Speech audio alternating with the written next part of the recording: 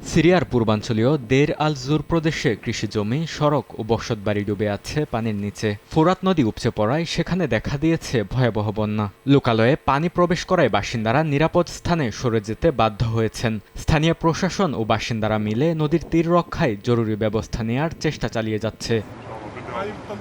দের আল জুরের সরকারি কৃষি দফতরের প্রধান জানান, বন্যার আগে নদীর স্বাভাবিক উচ্চতার তুলনায় পানির স্তর প্রায় ৩ মিটার বেড়েছে। ক্ষতিগ্রস্ত কৃষকরা অভিযোগ করেন, পানি ঘরবাড়িতে ঢুকে পড়লেও প্রয়োজনীয় যন্ত্রপাতি ও সহায়তা পেতে দীর্ঘ সময় অপেক্ষা করতে হচ্ছে।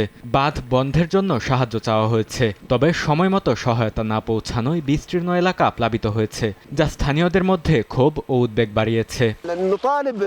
পানি এখন ঘরবাড়ির ভেতরে ঢুকে পড়েছে। সকাল থেকে আমরা এই ভাঙন বন্ধ করার জন্য প্রয়োজনীয় যন্ত্রপাতি চেয়েছিলাম, তবে বিকেল পর্যন্ত কোনো সহায়তা পৌঁছায়নি। ততক্ষণে পানি বেড়ে অসংখ্য বাড়িঘর প্লাবিত হয়েছে।